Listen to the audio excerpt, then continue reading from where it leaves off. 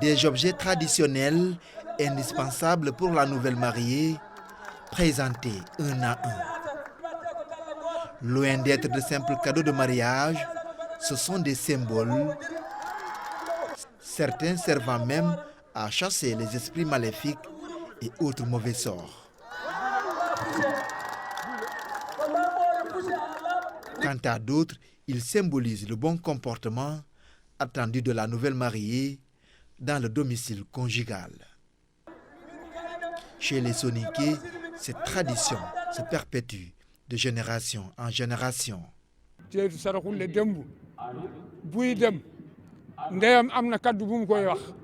Dès que la nouvelle mariée s'apprête à quitter la maison parentale, sa maman lui remet quelques objets fondamentaux, à savoir l'encensoir, le pagne traditionnel, une lame et une aiguille.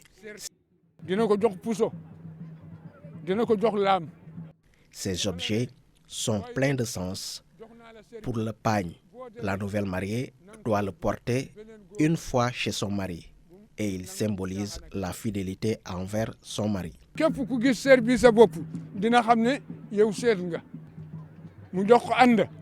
L'encensoir, c'est pour l'encens afin que l'époux pense beaucoup plus à sa femme.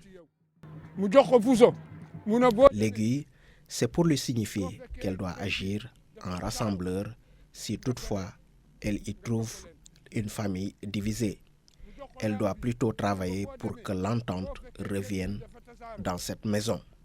Pour la lame, si cette famille est plutôt soudée, elle ne doit en aucun cas être la cause de sa division. Cette tradition s'applique toujours chez nous, même si la génération actuelle nous parle de modernité. À l'image des Laobé Lana, les Soninké sont aussi attachés à leurs chevaux. Parmi eux, on y rencontre aussi des forgerons dont le rôle dans la révolution du Fouta n'est pas aussi à négliger.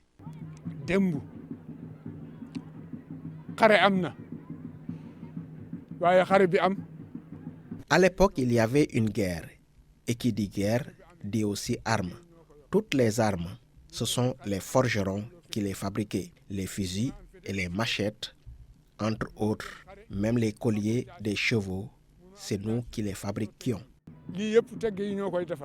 Installés dans le Fouta depuis plusieurs siècles, les Soninké sont restés très ancrés dans leur tradition, une tradition jalousement conservée malgré le modernisme que la jeune génération tente de mettre en avant.